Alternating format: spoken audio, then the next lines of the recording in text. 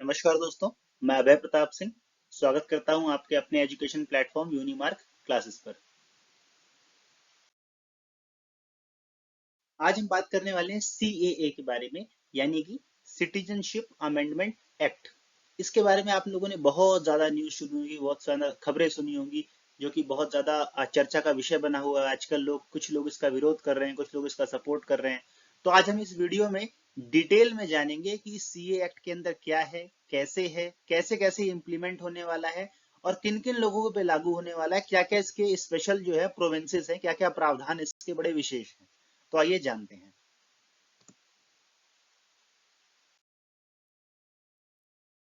सबसे पहली बात तो सिटीजनशिप अमेंडमेंट एक्ट। जब हम एक्ट की बात करते हैं तो इसका मतलब ये होता है, दरअसल में कोई भी एक्ट पहले एक्ट नहीं बन जाता। सबसे पहले वो होता है सिटीजनशिप अमेंडमेंट बिल। बिल क्या होता है? बिल सबसे पहले लोकसभा या राज्यसभा, लोकसभा और राज्यसभा किसी एक हाउस के अंदर जाएगा और एक हाउस से पास होने के बाद क्या होता है, ये प्रेसिडेंट के पास जाता है। प्रेसिडेंट जब इसके ऊपर साइन कर देते हैं तब ये बिल क्या होता है, तब ये बिल जो होता है वो एक्ट में कन्वर्ट हो जाता है। ठीक है। तो ये जो अपना सिटीजनशिप अमेंडमेंट बिल है, ये सबसे पहली बार 2016 में लोकसभा के अंदर लाया गया था। आपको पता है कि 2016 में जब लोकसभा थी, उस समय होम मिनिस्टर जो हमारे थे वो कौन थे? वो थे राजनाथ सिंह। वो कौन थे? राजनाथ सिंह। ठीक है। अब राजनाथ सिंह ने बिल पहली बार क्या किया था, इंट्रोड्यूस किया था, लेकिन ये बिल जो था स्टक कर गया राज्यसभा में। क्या कर गया? स्टक कर गया और कांग्रेस ने इसे रोक दिया अपने सहयोगी दलों के साथ मिलकर के। उसके बाद ये बिल, जब कोई बिल अटक जाता है तो उसे पार्लियामेंट्री कमेटी के पास भेजा जाता है। तो ये बिल कहां चला गया? पार्लियामेंट्री कमेटी के पास चला गया, ताकि इसमें कुछ सुधार किया जा सके। लेकिन उससे पहले कि सुधार हो पाते, 2019 का इलेक्शन आ गया। अब जब 2019 का इलेक्शन आया तो इस वजह से बिल क्या हुआ, बाहर हो गया। अभी लोकसभा में जो पास हुआ था वो भी नहीं मानी जाती, वो मान्यता फेल हो जाती है फिर उसके बाद। अब होते हैं यहाँ पर 2019 के इलेक्शन, और फिर आता है इसका क्या, रिजल्ट। जैसे इस इलेक्शन का रिजल्ट आया,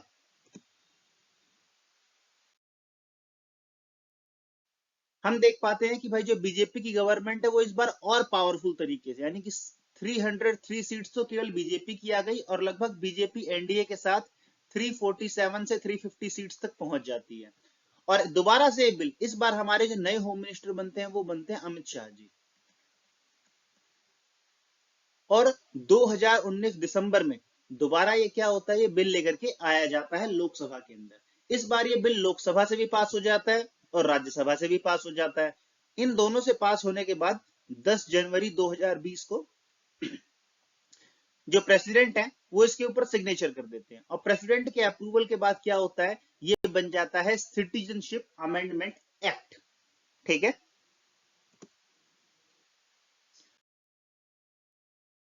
अब सिटीजनशिप अमेंडमेंट एक्ट कहता क्या है?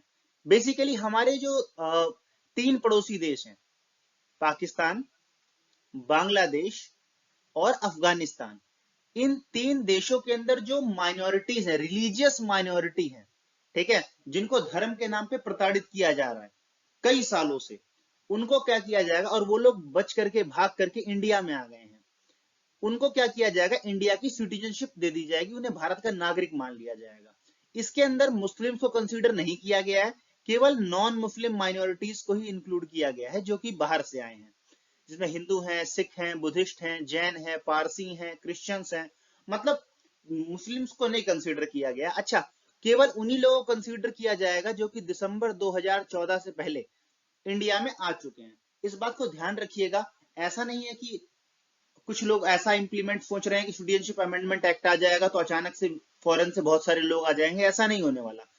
जिनको ये सिटीजनशिप मिलने वाली है वो ऑलरेडी इंडिया में आ चुके हैं और इंडिया में ही रह रहे हैं। 2014 से जो लोग पहले आ गए थे उनको ही सिटीजनशिप अमेंडमेंट एक्ट के तहत नागरिकता दी जाएगी।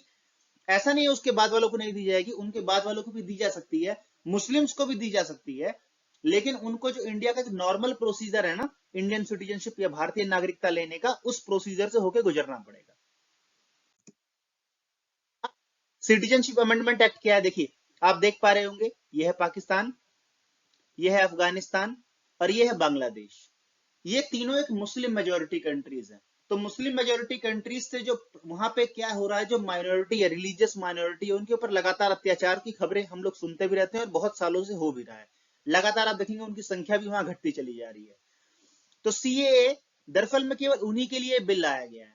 ये क्या करता है, जैसे मैंने आपको ऑलरेडी बता दिया, सिटीजनशिप देगा, भारतीय सिटीजनशिप देगा किसको, रिलीजियस माइनॉरिटीज को, इन तीनों देशों से जो लोग इंडिया में रेफ्यूजी बन के रह रहे हैं। रेफ्यूजी एक ऐसा वर्ड होता है, इसका मतलब होता है कोई विदेशी जो भारत में आता है और वो वहां का नागरिक नहीं है, उसको उतने अधिकार नहीं मिल पाते हमारे देश की तरह, वो सरकारी स्कूल में पढ़ नहीं सकता, वो फ्री इलाज वैसा नहीं मिल सकता उसको।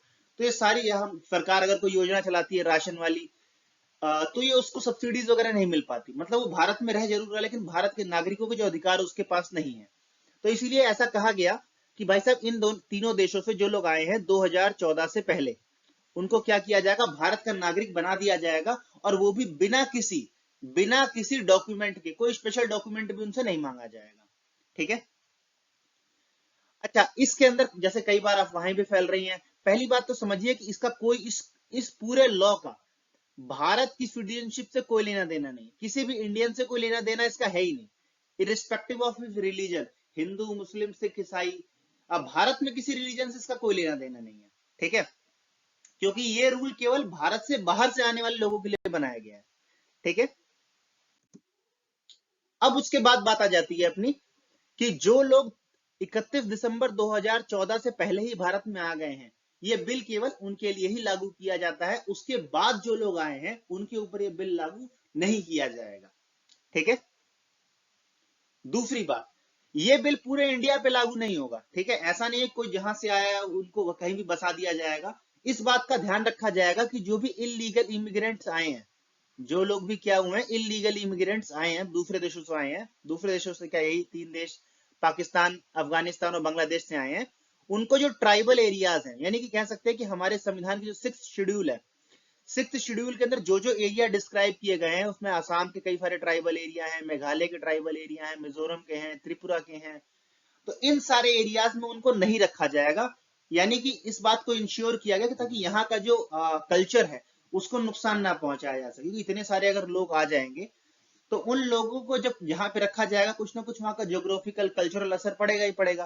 तो इसीलिए भारत सरकार ने पहले ही बात बोल दी गई है कि 6th शेड्यूल के अंदर जिन जिन स्टेट्स को या जिन जिन जगहों को मेंशन किया गया, वहां पर सीएए के तहत कभी भी इलीगल इमिग्रेंट्स को लिए कोई प्रोविजन नहीं दिया जाएगा वहां पर। ठीक है, ना ही उनको इन स्टेट्स का क्या किया जाएगा, मेंबर बनाया जाएगा, सिटीजन बनाया जाएगा, वो यानी वो इस राज्य के नागरिक नहीं बन सकते कभी भी।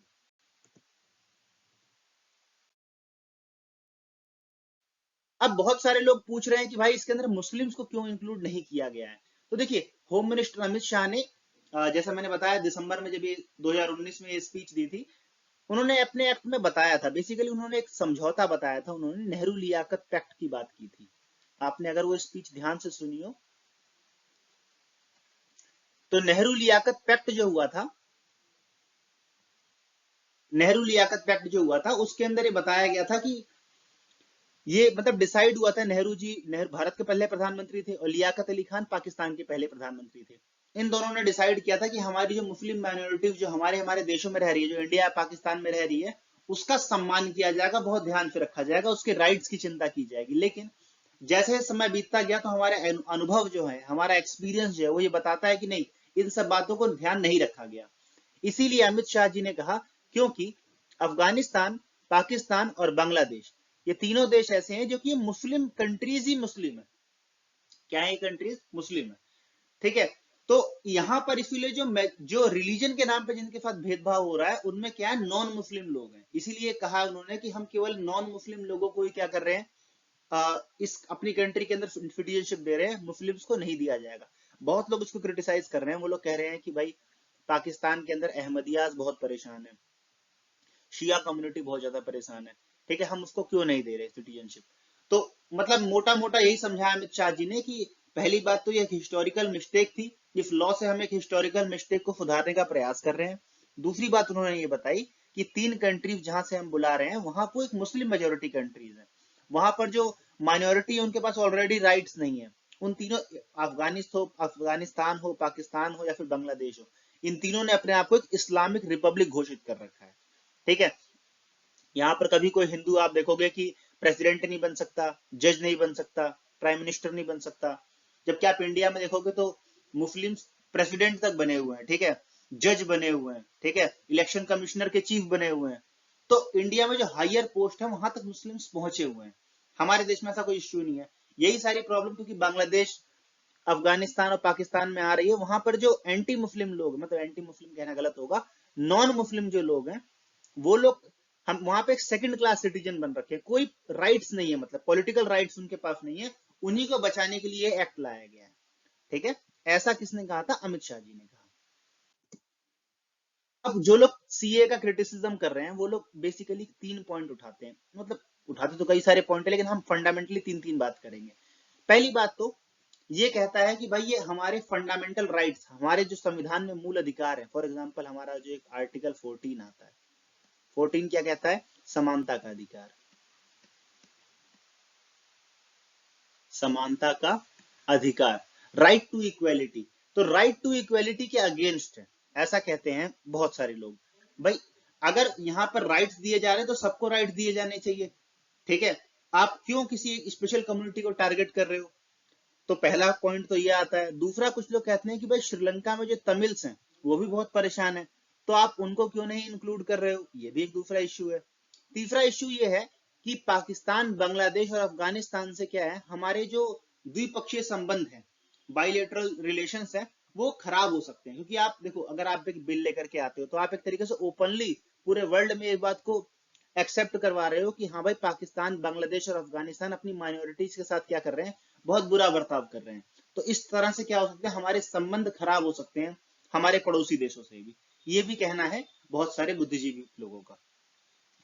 तो ये था सीए के बारे में एक मोटी मोटी चीजें, ठीक है। अब तक अगर आपने चैनल को लाइक नहीं किया है, लाइक कर दीजिए और अपने दोस्तों के साथ शेयर कर दीजिए। अगर चैनल को सब्सक्राइब नहीं किया तो सब्सक्राइब जरूर कर दीजिए, ताकि ऐसे ही कंटेंट और ऐसी करंट अफेयर आपको लगातार मिलती रहे।